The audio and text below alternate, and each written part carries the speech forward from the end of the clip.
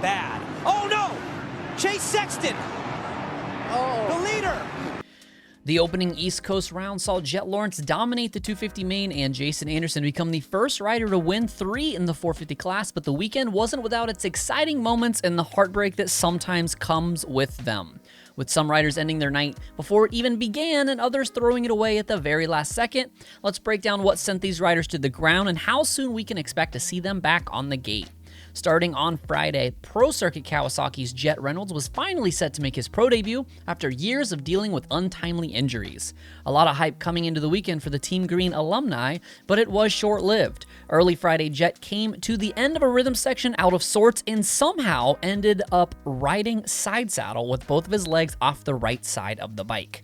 Unfortunately, we do not have any footage of him hitting the ground to be the only one with the camera rolling at the time, and he was positioned with the berm in between the two of them. Jet has been radio silent on social media since, with the only official release coming from the @RaceKawasaki Twitter stating, "Due to a wrist injury sustained in preparation for his pro debut, Pro Circuit's Jet Reynolds will not compete at the Minneapolis Supercross and will be sidelined indefinitely." That indefinitely part is the important one, as that means they do not expect to see him back on the track anytime soon. My source in the pits thinks he sits the first leg of the East Championship, not rejoining until at least St. Louis in April, but possibly even waiting until the outdoor season begins altogether. The next rider to end his day early was Jumping Jack Chambers. No footage, no official word from him or his team, but Racer X's Mitch Kendra reports that Jack suffered a shoulder injury in a crash during untimed practice, and Pulp MX's Steve Mathis confirmed with me via text that he expects the young K-Team rider to miss multiple rounds. During the first 450B qualifying session, veteran privateer Van Martin came up short, tripling in a rhythm section and went over the bars in what didn't look like a very serious get-off. Van rolls through with the bike tagging him in the back, and at first it looks like he tries to stand up but was ultimately not able to. After being taken to the hospital, it turns out that Van broke his T6 and T7 vertebrae in his back. He has been very open about his journey on Instagram, and I urge you to give him a follow to keep up with his recovery journey. Came up short in a rhythm, went over Scorpion really hard, broke my T6 and 7.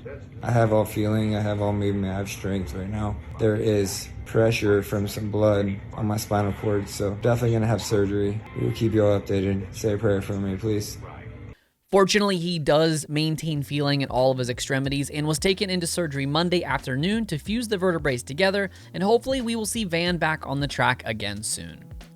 No injury here, but I feel like I would be slighting you to leave this one off. In the second session of the 250B qualifying, Tanner Ward cross-ruts and jumps completely off the track, catching the spider cam cable under his arm before bottoming his suspension and losing traction on the plywood next to the track. The Canadian Kawasaki rider wasted no time getting back to his feet, casually picking his bike off the ground and racing the night show, finishing 15th in Heat 1 and 11th in the LCQ, ultimately missing the main. Max Vohland qualified 14th and finished 7th in his heat race to get the 13th gate pick in his first main since a season-ending injury in Indianapolis in January of last year. This led to a poor gate pick and a mid-pack start, and he ended up going down somewhere in the confusion of the opening lap. Per Red Bull KTM, in the main event, Vohland got off to a mid-pack start and ended up going down in the first turn with multiple riders hitting him while on the ground. Banged up, Vohland made the decision to get checked out by the medical staff on site, ending his race before the completion of the first lap. The initial x-ray did not show any broken bones, but Vohland plans to get a second opinion when he returns home this week. Although the press release says first turn, Max did indeed make it a few turns into the race. The image I have of him off of his bike looks like a 90-degree turn with a WPS banner behind and the leader indicator on the inside, which looks like the far corner of the stadium floor. Regardless, he was seen riding back to the mechanics area, so it likely isn't too serious. But waiting on a second opinion until returning home is a good indicator that he might opt to sit out next week in Arlington, considering the Triple Crowns require 30 minutes of high-level track time, and that cannot be great to ride on with an injured shoulder. In the 450 main, the first major get-off came on the 7th lap, with Max Anstie going down hard, bringing out the red cross flags on that elevated turn. After a poor start saw the England native buried in the pack and already nursing a hurt shoulder, the Rocky Mountain KTM rider crashed somewhere near that elevated corner, as you can see his bike being retrieved here, and Max was later seen sitting up and being attended to by the medical team on the inside of that corner. On Instagram, Max updated, "Alright, so I went down in the main on Saturday, pushed the front and slid out on the ramp of a little double and face planted into the next jump. Long story short, the main thing is I only broke 2 ribs. They are the top 2 ribs, and I didn't even realize how high up your ribs go, so my neck and shoulders feel the worst at the moment. They kept me in the hospital overnight because I collapsed my lung and had air around my heart, plus my heart was bruised and stressed. Anyway, all that settled down and the collapsed lung was tiny, so it's fixed itself overnight. I'm still in Minneapolis. They will not let me fly back to Florida until Tuesday, so in reality it's only ribs, so I will see how I am over the next few weeks, but I'm pretty confident I won't miss many races. I'll heal up and be back out on the SX track ASAP." Always Moto, an Instagram run by an Australian physiologist, added that his ribs and lung injury should keep him off the bike for 4 weeks, but this will also give his shoulder time off to heal as well.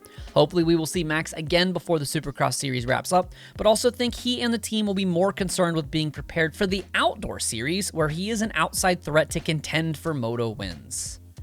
And finally, the one everybody has been talking about. After an impressive feat of running down and passing Cooper Webb for the lead, Chase Sexton led the race all the way until the clock struck all zeros when he went down in a very rutted bull turn, leading up to a rhythm section. Chase's front wheel knifed, high-siding the bike and pitching him nearly 20 feet on the corner of the following tabletop, just narrowly avoiding being landed on by Jason Anderson. Chase at first was favoring his left arm before slowly attempting and failing to get to his feet under his own power. Eventually, he was escorted off the track by the Alpine Stars medical team, where he was later seen trying to remount his wrecked Honda 450. Jason Wygant of Racer X was the first to report that HRC Honda crew chief Shane Drew described the injury report as, quote, "extremely pissed. Banged up, but no major injuries otherwise." Chase posted an update on his Instagram Monday night, adding, as you guys saw, I had a little bit of a hard time getting back up on my feet, and the doctors put me on concussion protocol, which I am following now. But today had a meeting with a neurologist, and he is letting me get back to easing back into training. So hopefully by this weekend I'll be 100%. But as of right now, I feel really good. Did a little bike ride today, which was good, and to get back to training was nice. So yeah, just looking forward to being back at the races, and hopefully we can go out there this weekend and put on a good show and get back to where we were this weekend and hopefully finish it off. Part of me hopes Chase lines up in Arlington because a gate full of the fastest guys makes for the best racing, especially during a Triple Crown, but also part of me hopes Chase does not try to race back into the series too early and set him back even further in the long run. Normally, this is where I would ask your opinion and to leave something in the comments here, but with the increase of traffic on the channel has brought an increase of literal attacks against me and my character, so I'm probably not going to read them anyway for a while. Remember, behind every small YouTube channel is a human. I research, write, record, edit, and post everything 100% myself, and it's wild how hard people want to read between the lines of what I say and start arguments about literally nothing. Reading and responding to y'all has been one of my all-time favorite parts of RotoMoto, but now I understand why most YouTubers don't spend time on comments or turn them off altogether. But don't forget to like the video, please, and subscribe to the channel for more race news and analysis like this. I tend to post 2 to 3 times every race week to keep y'all informed on the sport we love. If you value the content I put out, feel free to check out the Patreon in the description. Just $1 per week helps feed a starving motocross fan and enters you into a drawing to win race shoes and autographed memorabilia like this Christian Craig front number plate from his race-winning bike in Anaheim that will be given away for the month of February. Thanks as always for watching RotoMoto. My name is Donnie. Keep it pinned to the weekend.